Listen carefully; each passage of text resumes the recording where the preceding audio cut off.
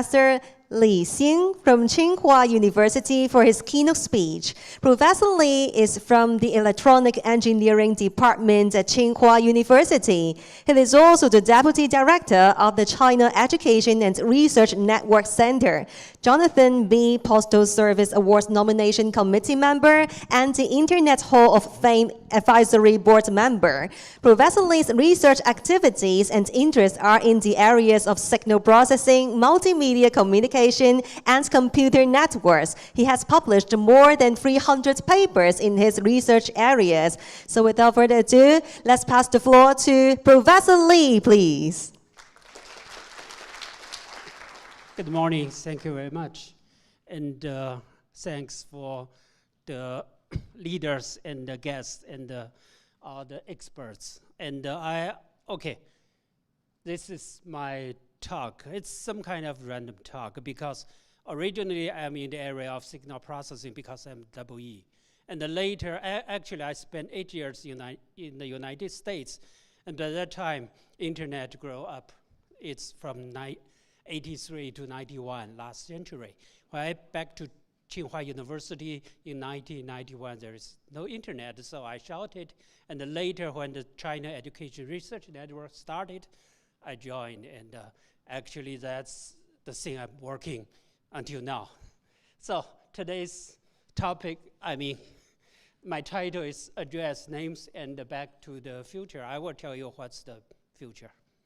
Well, not really the crystal ball, but my feelings. Okay, this is the outline. And the first thing, actually, when we talk about domain names, that's the parameters.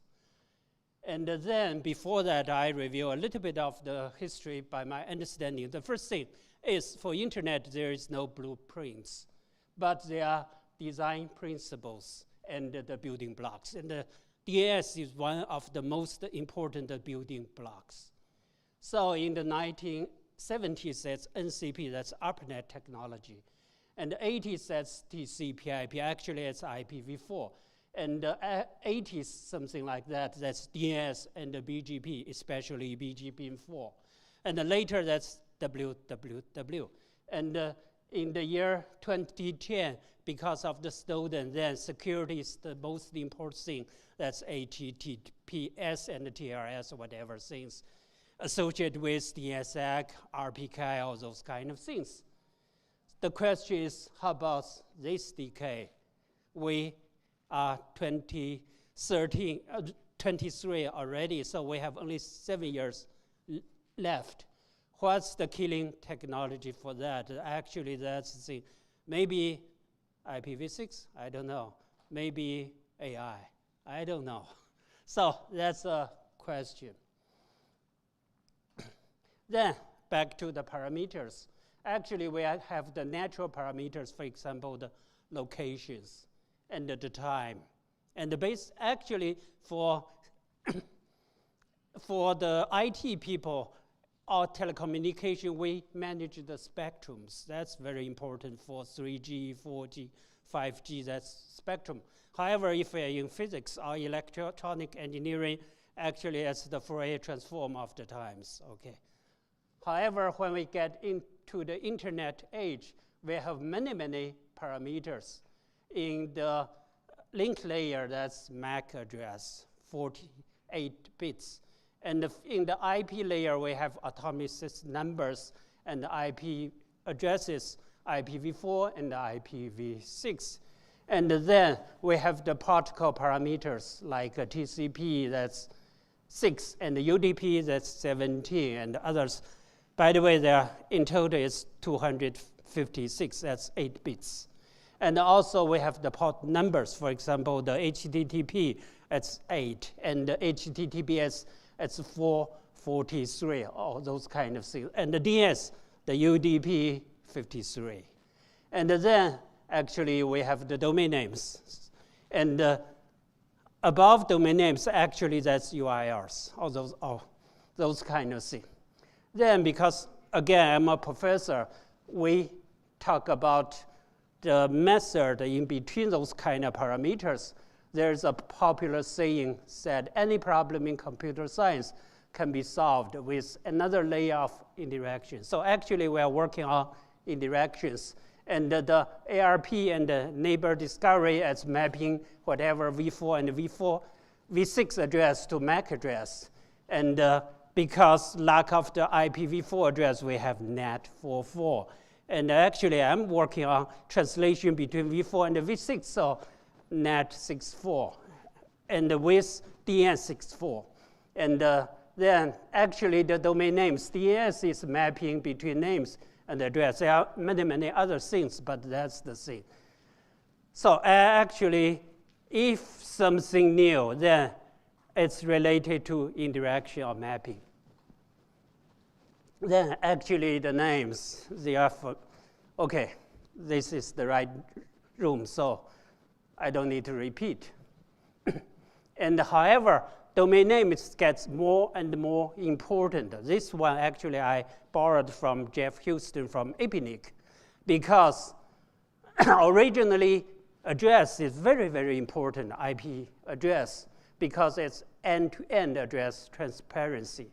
However, servers, we have CDNs, and the clients, there are lots of NATs, and the name is unique. That's very, very important. So you are working in a very important area, like ICANN.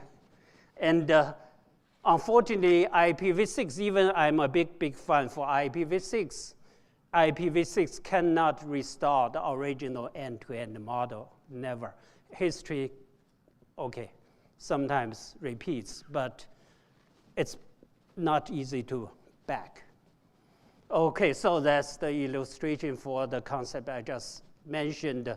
Originally, end-to-end, the servers has the unique IP address, and the clients has the unique IP address, however, the CDN and the NATs. If we think deeper, there are some enemies for, not enemies, but something actually for interaction or whatever thing, you can do things different. Actually, URL is something, right? And the URL, actually, you can categorize to the person owned, actually associated with domain names. However, some URL with the providers, for example, alice@gmail.com. And the user service specific, actually, that's the big giants in the United States. For example, Google or Facebook, actually, they provide accounts and under their control. I don't like that idea. And in mainland China, that's like WeChat or those kind of things. It's not good. That's some kind of monopoly or something. And that's related to other things. However, when we're dealing with domain name or some kind of thing, we need to keep those kind of things in mind, based on my idea. Then, okay, again, challenges, that's the opportunities. I believe there are something, three, okay, internet fragmentation and AI, ChatGPT. And another thing is I like to say impossible triangle. Okay, actually in the IGF area or whatever internet area, people talk about internet fragmentation for a while. There is a famous IGF white paper by the father of internet, Windsurf and others. Actually, in that paper, they mention the technical fragmentation, governmental fragmentation, commercial fragmentations. And recently, actually, I asked ChatGPT, how about AI? So ChatGPT summarized the AI fragmentation like this. There are something I like to mention. For technical fragmentation, Windsurf actually mentioned two things. One is the incompatibility between IPv4 and IPv6. Actually, if, say, my major contribution, actually, I work on stateless IPv4, IPv6 translation in IETF. That's the major thing I did, but not for today's talk. Also, Windsurf said the domain names. Actually, IDN, that's good, very good. However, if you think somebody used the IDN, another script, to present something and you don't know that language, then you're in trouble. That's another side of the IDN problem. Another thing is the alternative, the roots, all those kind of things. People set up non-unique root servers, or those kind of things. And the commercial, I just mentioned the big giants like Google, Facebook, they maintain the things. And because ChatGPT mentioned computational ability, like just mentioned, the GPU is very expensive. And also algorithm and the data, some kind of expires. So that's very serious. And the regulations. And the ChatGPT, actually, I believe, my personal opinion, ChatGPT at least can compare with the invention of the TCP/IP. That's big, good or bad. However, that's the reality. It's already. So that's the emergent technology thing. That's scary. Okay, and so if you really believe the evolution, then that's really scary based on this cartoon. However, I believe there are two things that's really challenge the internet. Because one thing is like the ChatGPT, those kind of giants, they control, and that's the centralization things. And in principle, internet is decentralized or distributed, so that's a big challenge.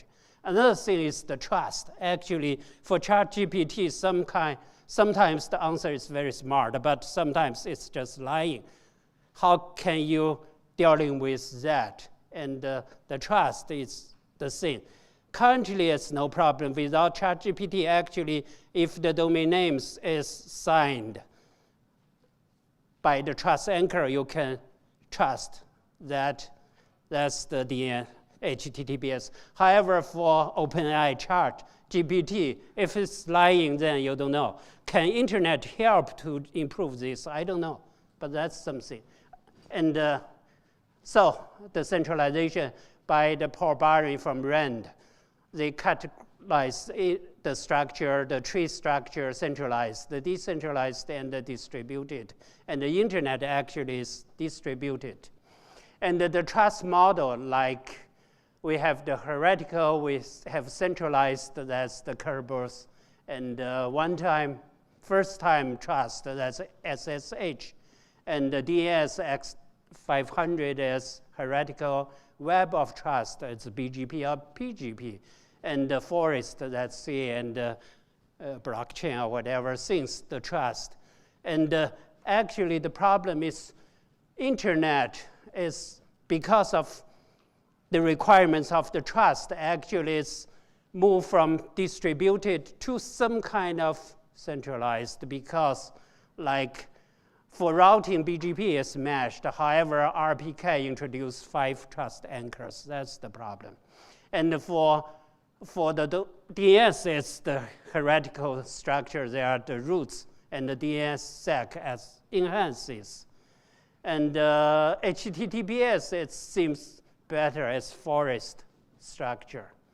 And then, actually, that's my idea. I don't know it's good or right. I'm writing papers, but not finished.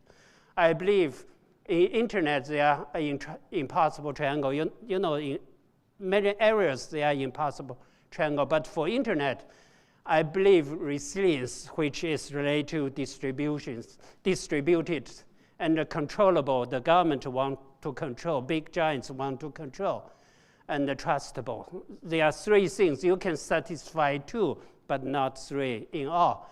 For example, if you want controllable and trustable, that's the tree structure, that's no problem. If you want resilience and trustable, probably blockchain can help. And if you want controllable and resilience, then the traditional backup things. However, because sometimes the network broken and you lost the trustable ability. So that's something. I'm writing a paper, not finished. Anyway, let's mention the things. Back to the Future. Actually, I really loved this movie, Back to the Future, when I was in the United States. And the thing I liked as the second one, because, okay, there are the alternative things. And if you want to restore things, you have to back to 1955, which is the story happened. And back to, for the internet, actually, now we are in the situation of global trust anchor things. It's some kind of centralized.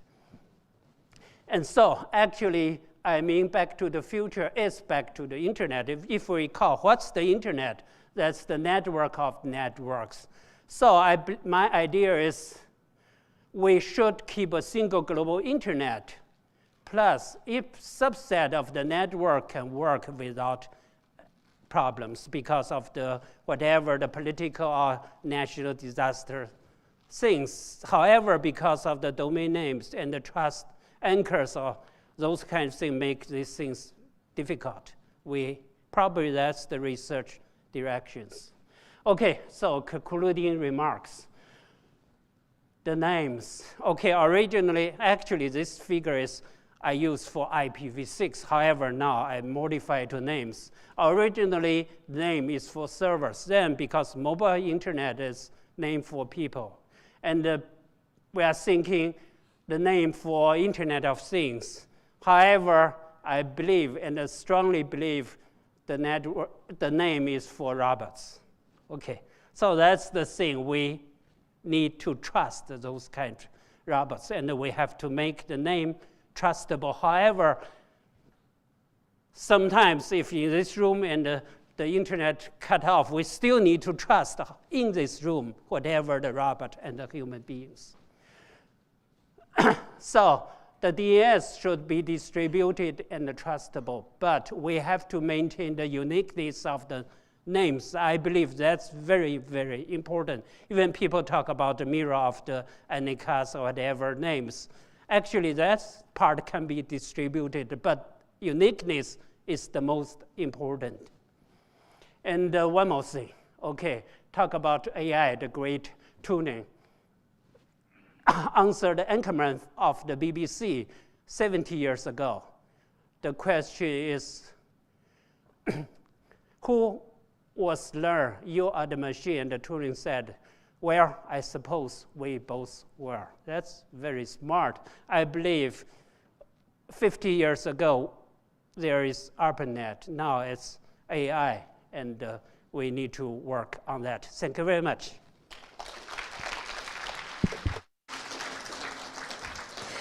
Thank you, Professor Li, for your inspiring speech.